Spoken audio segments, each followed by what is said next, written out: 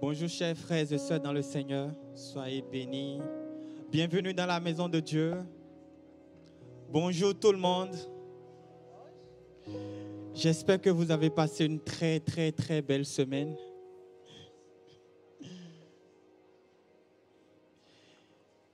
Prenez place, prenons place s'il vous plaît, prenons place. Saluez quelqu'un à côté de vous. Parfois, tout dépend du voisin, on ne sait jamais. Sur la croix, Jésus, il était le bon voisin de quelqu'un qui a dit, Seigneur, est-ce que, s'il te plaît, pense à moi quand tu seras dans ton paradis. Parfois, tout dépend de la personne qui est tout juste à côté de nous. Et j'ai bien imaginé que quand Moïse avait demandé aux enfants d'Israël, allez demander à vos voisins des vases d'or. Si un voisin avait de l'ail, de l'oignon, bon, allez, il partira avec de l'ail, de l'oignon. Amen. Je ne sais pas comment vous êtes venus dans la maison de Dieu ce matin. Et je voudrais vous dire, c'est la maison de paix. C'est la maison du repos. Le repos où Dieu a scellé les choses autour de nous. Amen. Et ce matin, je ne sais pas si vous êtes venus avec un fardeau en particulier, un problème, une difficulté. On pourra prier le Dieu de l'impossible ce matin. Amen. Et le Dieu qui guérit toutes choses, il pourra vous guérir, il pourra vous restaurer. Et c'est ce que vraiment je voudrais vous demander de faire ce matin. Est-ce que nous pouvons nous tenir sur nos pieds pour commencer par remercier le Seigneur pour la semaine en priant tout doucement. Nous sommes l'épouse de Christ. On peut chuchoter dans ses oreilles en priant tout doucement. Merci Seigneur pour cette semaine. Merci pour cette journée. Merci pour le mois de janvier, pour le mois de février. Merci pour ce mois, merci pour la semaine. Peut-être j'ai été malade, tu m'as relevé. Mon enfant va bien. Je ne suis pas sous oxygène, je vais bien aussi. Je ne suis pas à l'hôpital. Prions en chuchotant dans les oreilles de notre époux. Jésus, merci, merci, merci Jésus. Merci Jésus. Merci Jésus. Les yeux fermés, continuez à prier pour remettre ces moments dans les mains de Dieu. Prions aussi que Dieu nous purifie, que Dieu nous lave, que Dieu prépare nos cœurs à le recevoir. Sans la sanctification, personne ne verra le Père. Et bien sûr, nous vivons dans des péchés, nous faisons des choses bizarres, nous tombons dans les mêmes difficultés, nous tombons dans le même péché parfois. Et le Seigneur, il est bon, il a dit dans sa parole, même si notre péché, il est comme du cramoisi, lui, il est prêt à nous laver blanc comme de la neige. Prions, prions dans nos cœurs, prions, continuez à prier. Prions. Merci Jésus, merci pour cette semaine. Reçois la gloire, Seigneur Jésus, ce matin. Merci Jésus. Je voudrais que vous pensiez à la vie de l'apôtre Paul, un homme qui a fait vraiment un pacte avec la volonté parfaite de Dieu. Un homme qui a souffert beaucoup, mais qui, malgré ses souffrances, disait toujours, Dieu se glorifie toujours à travers ce que je traverse. Et même dans le livre de Romains, vers la fin, Romains 8, il cite même le psaume 44 en disant, Seigneur, c'est pour toi que nous sommes destinés comme des brebis à la boucherie, mais rien ne nous séparera de ton amour.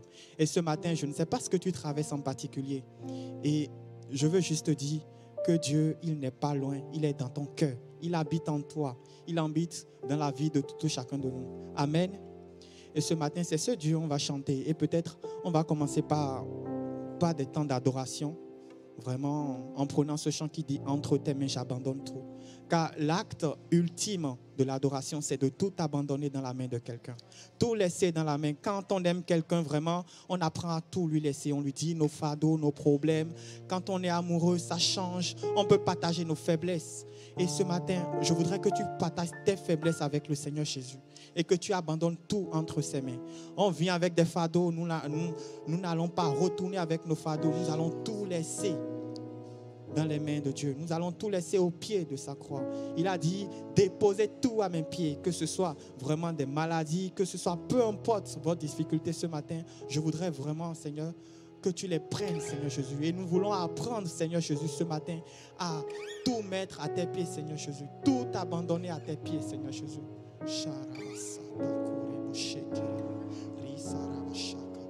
Seigneur Jésus, nous voulons tout abandonner à tes pieds, Seigneur. Apprends-nous ce matin encore, Seigneur Jésus, à tout abandonner à tes pieds. J'abandonne tout. les yeux fermés, les mains levées vers le ciel. Ne craignez pas les paroles. Si vous ne les connaissez pas, ce n'est pas grave. Ce qui compte, c'est d'avoir ce cœur à cœur avec Dieu.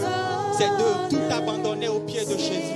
C'est de tout lui laisser pour qu'il prenne la première place en ce lieu ce matin. Pour que ce lieu soit sanctifié par son sang. Oui, prends tout, Seigneur. Oui, prends tout, Seigneur. Oui, prends tout, Seigneur.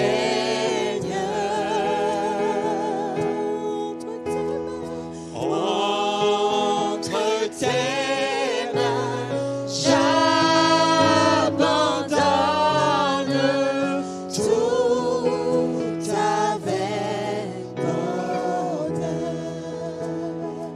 Entre tes mains. Entre tes mains, j'abandonne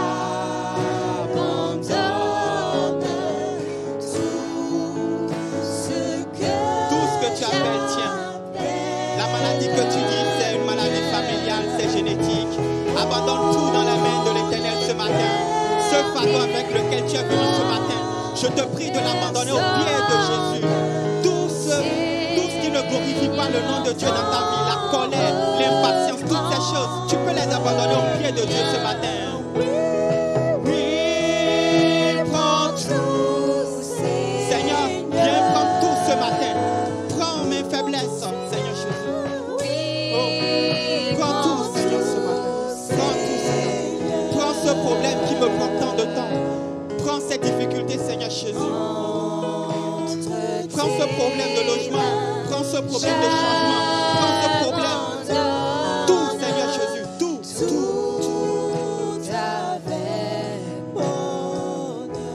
Je n'ai pas peur de te suivre. Je n'ai pas peur de te suivre sur le chemin de la croix.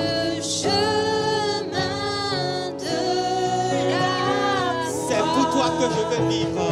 C'est pour toi. Seigneur Jésus, ce matin, permets-moi de vivre pour toi. Je connais, j'aime ta voix. Oui, prends tout. Oui, prends tout, Seigneur.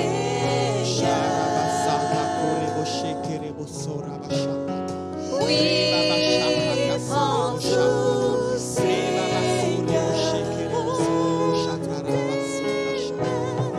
sans rien garder, je te livre tout avec bonheur. Tu connais mieux que moi-même.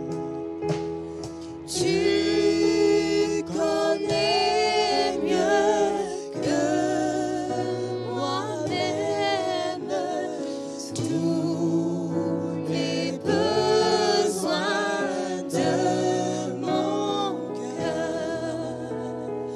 Et pour mon bonheur suprême, tu peux me rendre vainqueur.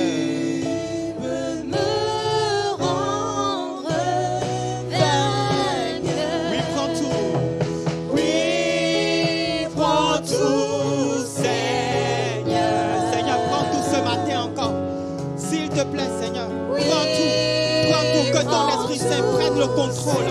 Que ton nom, que l'atmosphère soit saturée de ta présence ce matin. Prends tout, Seigneur Jésus. Tout ce qui ne vient pas de toi est balayé au nom puissant de Jésus. Prends la première place. Prends la première place dans nos vies. Prends la première place dans toutes choses. Prends la première place. Prends mon corps. Prends mon corps et prends mon âme, que tout en moi soit toi.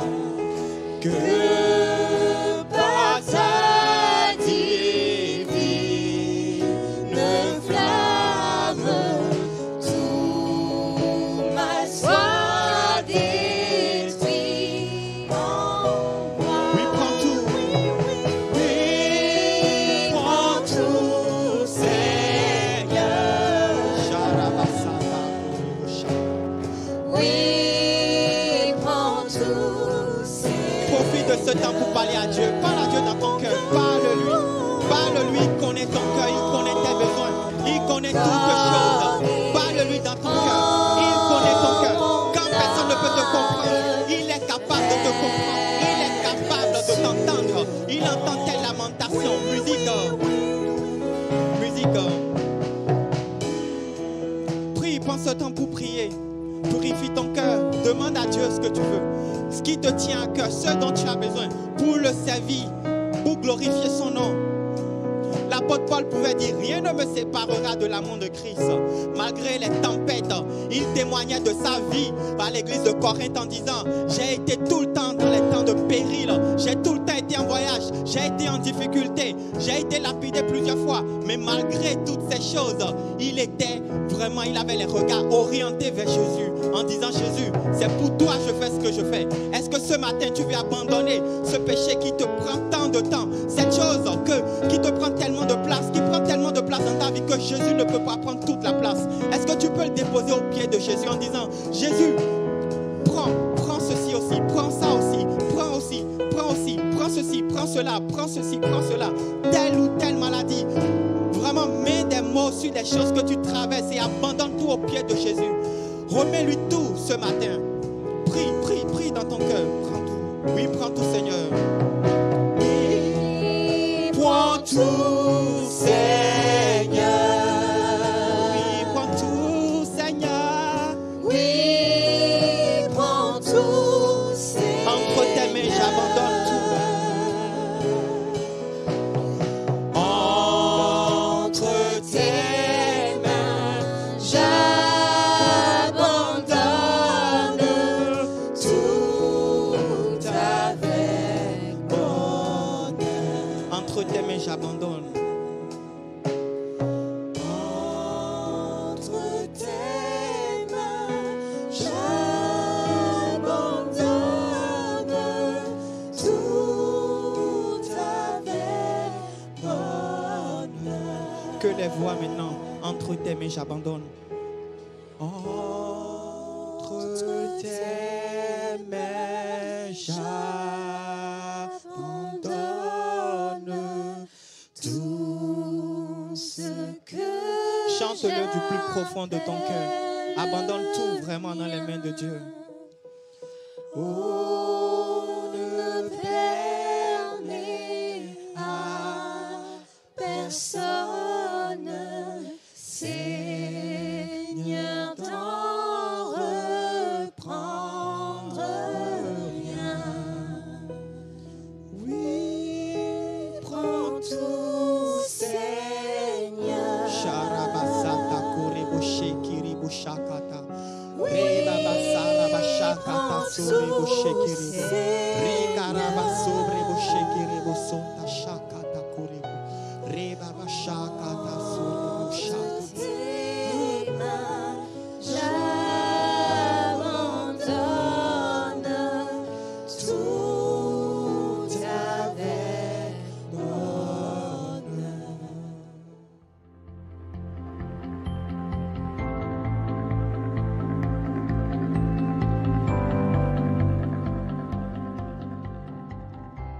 Bienvenue à tous. J'aimerais parler sur la consolation surnaturelle de Dieu.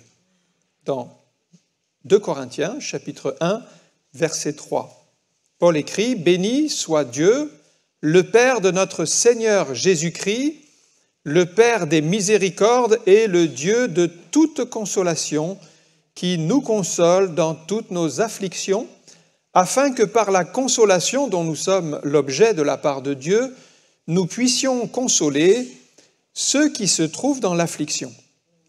Car de même que les souffrances de Christ abondent en nous, de même notre consolation abonde par Christ. Si nous sommes affligés, c'est pour votre consolation et pour votre salut.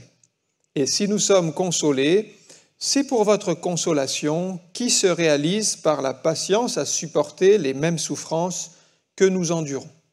Et notre espérance à votre égard est ferme, parce que nous savons que si vous avez part aux souffrances, vous avez part aussi à la consolation. Nous ne voulons pas, en effet, vous laisser ignorer, frères, au sujet de l'affliction qui nous est survenue en Asie, que nous avons été excessivement accablés, au-delà de nos forces, de telle sorte que nous désespérions même de conserver la vie. Et nous regardions comme certain notre arrêt de mort, afin de ne pas placer notre confiance en nous-mêmes, mais de la placer en Dieu qui ressuscite les morts. C'est lui qui nous a délivrés et qui nous délivrera d'une telle mort, lui de qui nous espérons qu'il nous délivrera encore. Vous nous assistez vous-même de vos prières, afin que la grâce obtenue pour nous par plusieurs soit pour plusieurs une occasion de rendre grâce à notre sujet. Amen. Nous connaissons tous des peines et des souffrances dans la vie, peut-être un sentiment de rejet, un sentiment d'abandon, peut-être vous avez été méprisé, rejeté par vos parents, peut-être vous avez voulu bien faire quelque chose, mais vous avez raté, puis vous avez été rejeté ou condamné, ou peut-être vous avez perdu un être de votre famille, un être cher, un être proche, et vous vous sentez seul et abandonné. Cela génère de la souffrance, cela génère de la tristesse, cela génère de la peine, et tout cela, nous le vivons, nous le traversons, parfois même de la dépression, parce que le découragement est tel qu'on ne voit pas l'issue. Alors, qui peut consoler un cœur brisé? Qui peut restaurer quelqu'un qui est abattu? Eh bien, nous allons voir dans la parole de Dieu comment Dieu est notre secours et source de consolation. Même si vous aimez tout le monde, un jour ou l'autre, vous serez déçus. Même vos amis chrétiens, un jour ou l'autre, ils vous décevront pour telle ou telle raison. Peut-être ils vous feront souffrir. Paul a parlé même d'un certain Alexandre qu'il côtoyait. Alexandre le forgeron, il dit « Il m'a fait beaucoup de mal ». Pourtant, l'apôtre Paul faisait du bien, mais il a récolté du mal. Alors, vous ne pourrez jamais éviter toute forme de souffrance. La souffrance fait partie de la vie, mais vous pouvez faire un pas vers Dieu et trouver en Dieu une consolation surnaturelle, celle qui vient d'en haut, parce que notre cœur a besoin d'être réconforté par le Seigneur. Psaume 147, verset 3 dit ceci, « Il guérit, c'est-à-dire Dieu, il guérit, il en a le pouvoir, il en a l'autorité, il sait comment faire pour guérir ceux qui ont le cœur brisé. » Vous êtes venu avec un cœur brisé, vous êtes venu avec des blessures, vous êtes venu avec des souffrances, déposez-les au Seigneur, il guérit, il est capable de le faire, il est puissant pour vous restaurer. D'abord, le premier point, c'est les peines de la vie en général que nous traversons. Paul commence au verset 3 par bénir le Seigneur. Béni soit le Dieu et Père de notre Seigneur Jésus-Christ. Malgré les afflictions qu'il traverse, on l'a lu tout à l'heure, les peines qu'il endure à cause du ministère, eh bien, il commence par rendre gloire au Seigneur. Il bénit le Seigneur. Voilà une bonne attitude. Il a appris à louer Dieu en toutes circonstances, à le bénir même quand les choses vont mal, à être dans la disette et bénir le Seigneur, mais à être dans l'abondance et bénir le Seigneur. 1 Thessaloniciens 5, 18, voilà ce qu'il enseigne. « Rendez grâce en toutes choses, car c'est à votre égard la volonté de Dieu en Jésus-Christ. » Rendez grâce en toutes choses. Alors Paul a appris qu'il ne s'agit pas de rendre grâce seulement quand tout va bien, mais de rendre grâce en toutes choses, parce que notre Dieu dirige tout. Dieu reste au contrôle, et nous devons apprendre à le louer, à le bénir, même dans l'affliction, même dans l'épreuve. Même quand le Seigneur n'agit pas comme on veut, parce que des fois on est déçu aussi, que le Seigneur n'a pas répondu, que le Seigneur n'a pas agi, eh bien, rendons-lui grâce de toute manière. Alors, est-ce que vous connaissez comme Paul ce Dieu de toute consolation? Il écrit « Béni soit le Dieu et Père » au verset 3 de notre Seigneur Jésus-Christ, le Père des miséricordes et le Dieu de toute consolation. Voilà, c'est ce Dieu-là qu'il nous faut rencontrer, ce Dieu qui console les cœurs brisés. Alors, on a tous des joies et des peines. Peut-être on connaît Dieu comme un père, c'est très bien. On connaît Dieu comme un sauveur, on connaît Dieu comme un libérateur. Tout ceci, ce sont des bonnes choses. Mais est-ce que nous connaissons Dieu comme le Dieu de toute consolation, celui qui va consoler votre cœur? Psaume 132, verset 1, David écrit, Cantique des degrés, « Éternel, souviens-toi de David de toutes ses peines. Éternel, souviens-toi de toutes mes peines. » David aimait Dieu, oui. Dieu l'avait choisi et l'avait établi roi, oui, il avait ses privilèges, mais il a eu de nombreuses peines. Dès le début, il a été mis de côté par son père. Lorsque Samuel est venu choisir le roi, il a été écarté. Son frère le méprisait. Son beau-père Saül voulait le tuer. Ça a généré beaucoup de peine. Il a perdu un enfant qu'il avait eu avec Bathsheba. Encore des peines. Son fils Absalom s'est retourné contre lui. Encore des peines. Et toute sa vie est une succession de peines. C'est pourquoi il dit « Souviens-toi de moi de toutes mes peines. » Peine sur peine. Et comme David, peut-être vous êtes venu dans ce lieu avec peine sur peine. Mais venons vers le Seigneur qui est le Dieu de toute consolation. Donc il n'y a pas de peine trop difficile pour lui.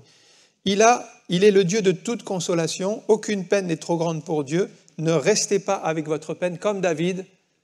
Présentez-la à l'Éternel. Déposez-la aux pieds du Seigneur. Ne vous chargez pas d'une peine, mais exposez-la.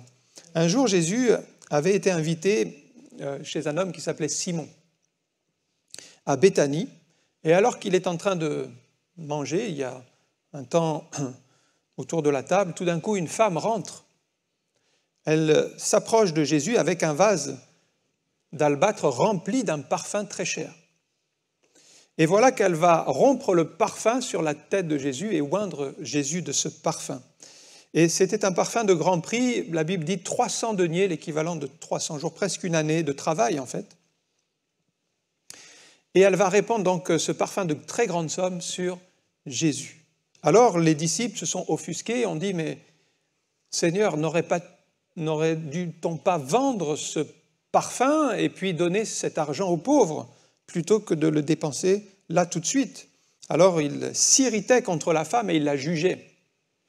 Et voilà ce que Jésus dit dans Marc 14, verset 6. Jésus lui dit « Laissez-la, pourquoi lui faites-vous de la peine ?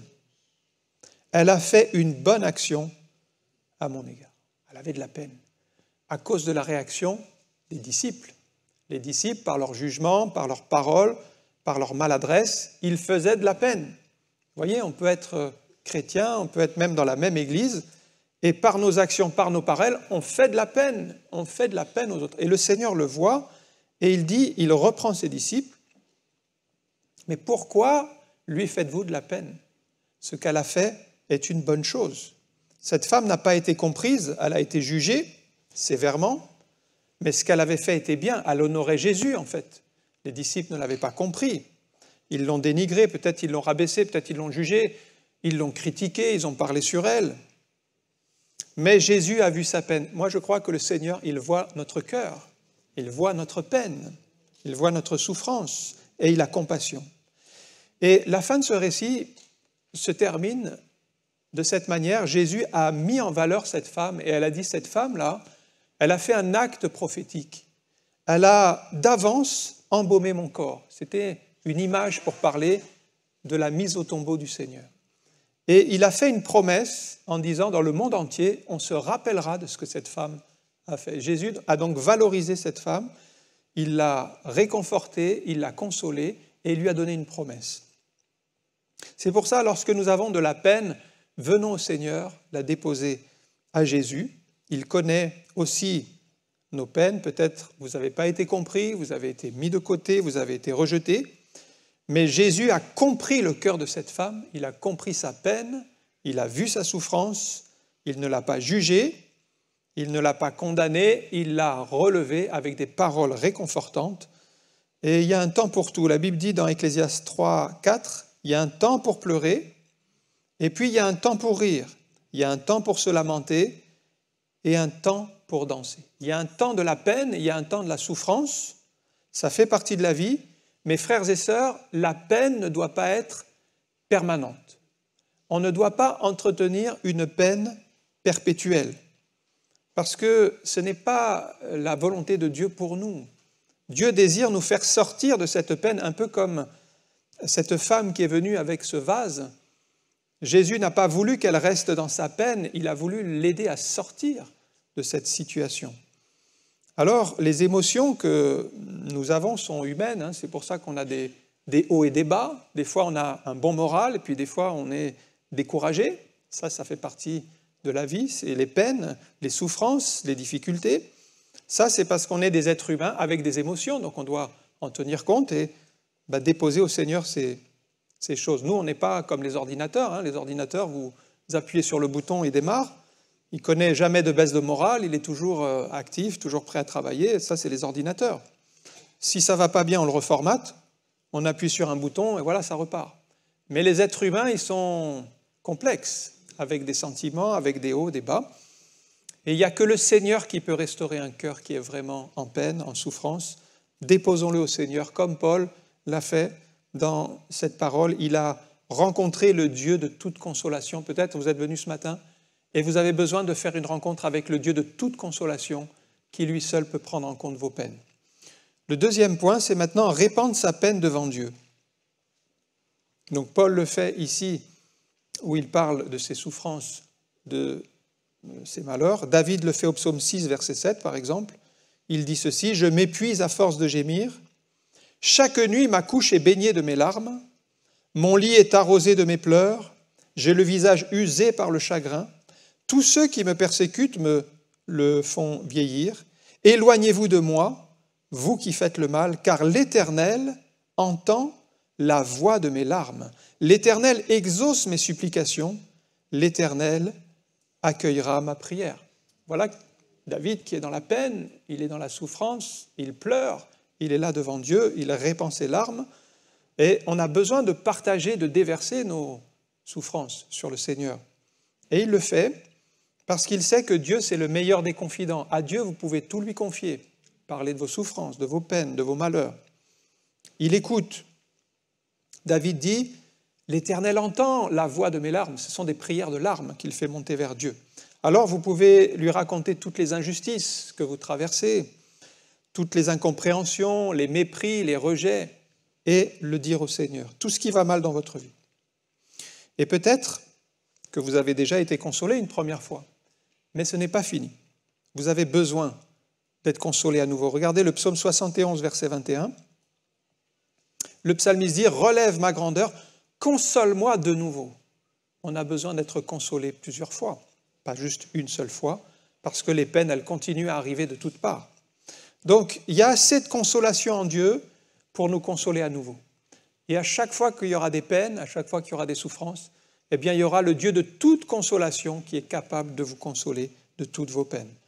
Mais vous aurez besoin de plusieurs consolations dans votre vie, et la consolation de Dieu est inépuisable. Je pense à Anne, qui était stérile, qui en souffrait de cette situation. C'était aussi à l'époque un fardeau, une honte de ne pas pouvoir avoir d'enfant. Et son mari tentait de la consoler dans 1 Samuel chapitre 1 verset 8. Elkana, donc son mari, lui disait: « Anne, mais pourquoi pleures-tu et ne manges-tu pas? Pourquoi ton cœur est-il attristé? Est-ce que je ne vaux pas pour toi mieux que 10 fils ?» Voilà comment il essaye de consoler sa femme, qui est stérile. Mange, arrête de te pleurer, mange. Et puis regarde-moi, est-ce que moi, à moi tout seul, je ne vaux pas mieux que 10 fils? Bon, Anne, ça ne l'a pas consolée. Ça ne l'a pas consolée. Elle avait toujours sa souffrance, elle avait toujours ses pleurs. Et elle a bien fait parce que, dans certains cas, vous ne trouverez pas la consolation de manière humaine. Parce que même avec la meilleure volonté du monde, les hommes sont limités et ils ne peuvent apporter cette consolation. Mais elle a bien fait, elle s'est tournée vers Dieu, dans les pleurs toujours, dans sa souffrance, et elle a fait monter vers Dieu sa prière de souffrance. Et en même temps qu'elle pleurait devant Dieu, en suppliant Dieu de lui donner un enfant et de consoler son cœur, elle a fait cette promesse à Dieu: « Si tu me donnes un enfant, je le consacrerai au service de Dieu, il sera au temple. » C'est une prière de consécration. Et elle restait là longtemps. Alors, le sacrificateur, Ali l'observait. Il a vu une femme qui pleurait, qui balbutiait, et il a pensé qu'elle était ivre dans sa souffrance, dans sa douleur. Alors, elle a été jugée. Mais néanmoins, Élie a reçu une parole de Dieu pour elle et lui a dit que dans 1 an, elle aurait un fils. Et c'est ce qui est arrivé. Samuel est né et elle a fait son vœu, c'est-à-dire quand vous faites un vœu à l'Éternel, eh bien, il faut le faire. Elle a donc donné son enfant au service de Dieu. Peut-être c'était un grand risque qu'elle prenait puisqu'elle ne pouvait pas avoir d'enfant. Elle en a eu un, mais elle le donne à Dieu. Donc du coup, elle n'a plus d'enfant directement. Et Dieu l'a bénie puisqu'il lui a donné encore d'autres enfants derrière. Mais elle a fait cette prière de consécration et Dieu a honoré sa foi. Ça, c'était le deuxième point. On voit qu'il y a la nécessité de répandre sa peine devant Dieu et de lui dire tout ce qui ne va pas. Ensuite, un troisième point, c'est maintenant les sources de consolation. Alors, nous voyons différentes sources de consolation. Au verset 4, par exemple, dans notre texte, c'est Dieu qui nous console de toutes nos afflictions. Il nous console de toutes nos afflictions. Donc, on voit que Dieu est la source principale de toute consolation. Les afflictions sont nombreuses. Chaque jour, vous aurez de nouveaux problèmes, défis, souffrances, difficultés. Mais il nous console de toutes nos afflictions. Ça veut dire que sa consolation est permanente, elle est illimitée. C'est à nous de chercher au pied du Seigneur la consolation. Psaume 86, verset 17, voilà les fils de Corée. « Ô Père, un signe en ma faveur, que mes ennemis le voient et soient confus, car tu me secours et tu me consoles, ô Éternel. » Cherchons en Dieu cette consolation surnaturelle. Tu me consoles. Alors, la Bible mentionne aussi que Jésus-Christ est une source de consolation. Paul en parle, il a connu beaucoup de déboires, des contre-coups, on en a parlé, mais il allait à la source. Philippiens 2.1, voilà ce qu'il nous enseigne. Si donc il y a quelque consolation en Christ. Voilà où Paul a trouvé des consolations. En Christ. S'il y a quelque soulagement dans l'amour, s'il y a quelque communion d'esprit, s'il y a quelque compassion et quelque miséricorde, rendez ma joie parfaite en ayant un même sentiment, un même amour, une même âme et une même pensée. Cherchons la consolation auprès du Seigneur Jésus. Dieu le Père, oui. Jésus qui nous console. La parole de Dieu est aussi en elle-même une source de consolation. Romains 15, 4. Tout ce qui a été écrit d'avance l'a été pour notre instruction, afin que par la patience et par la consolation que donnent les Écritures, nous possédions l'espérance. Alors quand vous lisez la parole de Dieu, ça va vous procurer une consolation. La parole de Dieu est une nourriture. La parole de Dieu nous restaure. Et la parole de Dieu contient des promesses qui vont être comme un baume sur notre cœur pour nous soulager dans nos souffrances. C'est pourquoi lisez la parole de Dieu, méditez-la, c'est une belle source de consolation. Et puis Paul mentionne encore une autre source au verset 4, à la fin du verset 4, afin que par la consolation dont nous sommes l'objet de la part de Dieu, nous puissions consoler ceux qui se trouvent dans l'affliction. Et maintenant, il parle de la consolation que nous pouvons apporter aux autres en tant que chrétiens. Donc les frères et sœurs en Christ sont aussi une source de consolation. Nous avons été consolés par Dieu pour consoler les autres. Paul parle des frères et sœurs qui ont été pour lui une source de réconfort. Et il le recommande d'ailleurs 1 Thessaloniciens 4, 18. « Consolez-vous donc les uns les autres par ces paroles. » Consolez-vous. Donc il demande que nous, entre chrétiens, nous soyons des sources de consolation les uns pour les autres et non pas d'avoir des paroles de jugement, de critique, des paroles dures, des paroles de rejet. Et dans le contexte, ici, il parle du retour de Jésus et nous devons nous exhorter les uns les autres et nous encourager les uns les autres. Alors, ce n'est pas facile d'encourager les autres, ce n'est pas facile de les consoler. Surtout si la personne souffre, elle a des gros problèmes, on ne voit pas comment l'aider, mais on prie et le Seigneur nous aide. Nous devons aussi apprendre à nous décharger sur le Seigneur de nos soucis, parce que certains ont pris l'habitude d'entretenir des pensées mauvaises, négatives, d'être chargés. Eh bien, la Bible nous enseigne à nous décharger sur le Seigneur. Donc ça, on doit le faire aussi. pour ne pas être découragés. Donc prions pour changer d'état d'esprit. Soyons des sources d'encouragement pour les autres. Vous avez un bel exemple, c'est Barnabas, qui d'ailleurs avait été nommé ainsi parce qu'il était quelqu'un qui encourageait. On l'appelait fils d'exhortation, Barnabas. Et pour Paul, il a été là pour lui tendre la main quand Paul était rejeté. Donc voilà quelqu'un qui encourage, qui est une source de consolation. Il est allé chercher Paul, il lui a pris la main, il l'a ramené vers les apôtres. Vous voyez, il a été vraiment un élément de consolation pour Paul. Donc, soyons nous aussi, envers les frères, envers les sœurs, des sources de consolation. Sachons nous aimer les uns les autres. Les épreuves que nous traversons ne sont pas dues au hasard. Nous devons comprendre ceci. C'est que même les épreuves qui nous font souffrir nous préparent à quelque chose. Alors, nous sommes à l'école de Dieu. En réalité, nous sommes en train de passer des tests. Et chaque épreuve est pour nous une occasion de grandir, de progresser. Alors, Dieu utilise les circonstances. Peut-être vous traversez une situation, je ne sais pas, peut-être au travail, vous avez un collègue très irritant, alors vous priez Dieu, Seigneur, éloigne de moi ce collègue, parce qu'il vous énerve. Mais justement, le Seigneur est en train de travailler un aspect de votre caractère en ayant placé cette personne à vos côtés. Et tant qu'il est là, c'est que vous avez encore des progrès à faire. Et puis, un jour, paf, il part. Mais c'est parce que vous arrivez au stade 2. Et Dieu va vous envoyer encore quelqu'un de plus irritant pour progresser encore.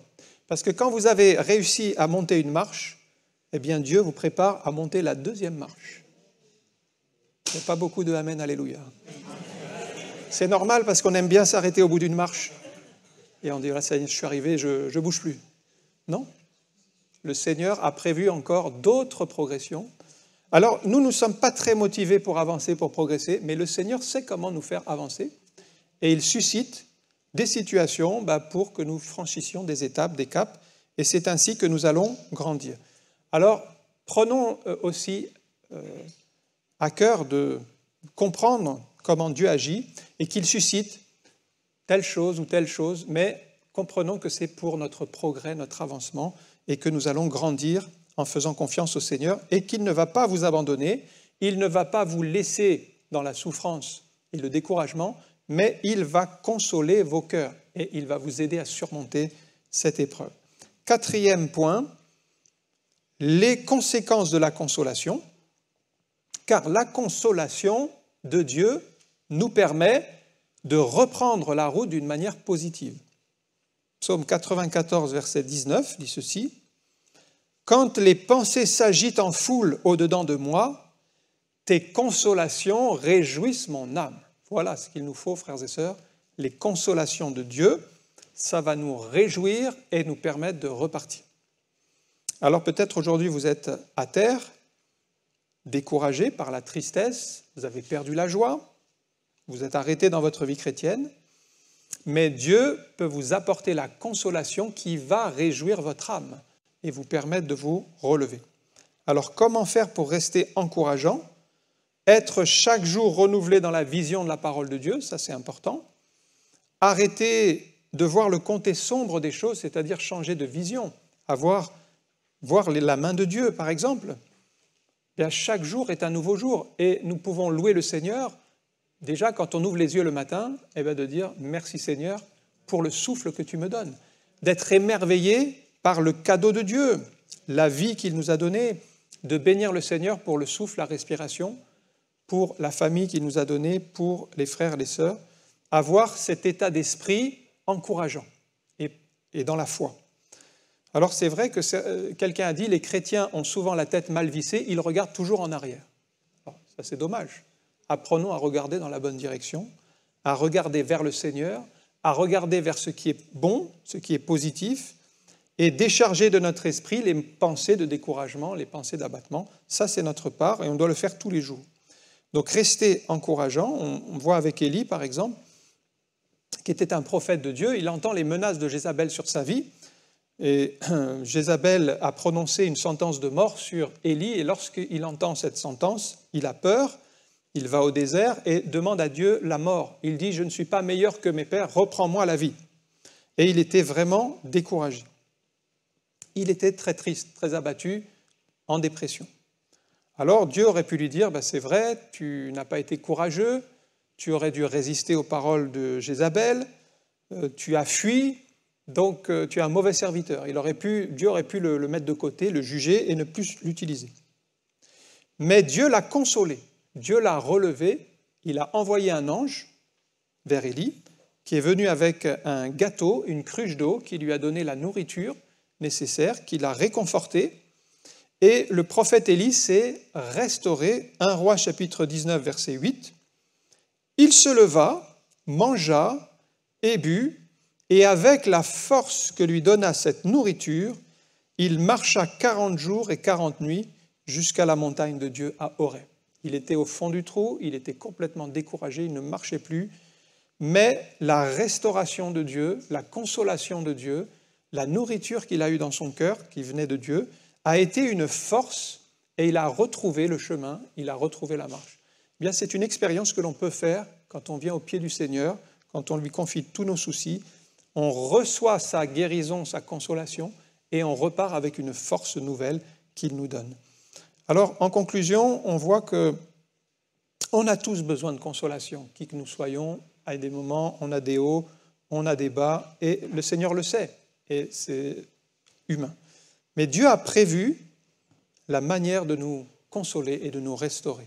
Alors ne restez pas avec votre peine, n'entretenez pas votre peine de manière indéfinie, parce que cela est mauvais, répandez-la devant Dieu, abandonnez-lui toutes vos douleurs, et puis rendez-lui grâce en toutes choses, comme Paul nous en a montré le chemin. On va prier quelques instants. Merci pour ta parole, pour la consolation que nous pouvons trouver dans tes bras, parce qu'il y a en toi, Seigneur, toute la ressource nécessaire pour que nos cœurs soient visités, vivifiés. Tu vois celui peut-être ce matin qui est venu avec un cœur chargé, souffrant, ou qui a besoin d'être encouragé, Seigneur, qui a besoin d'être relevé, qui traverse une peine. Alors, Seigneur, toi qui es le Dieu de toute consolation, viens bénir, viens accorder un nouveau départ et viens, Seigneur, relever celui ou celle qui est abattu parce que tu es notre force, tu es notre secours, notre soutien et nous te remettons toutes choses entre tes mains dans le nom de Jésus. Amen. Que le Seigneur vous bénisse.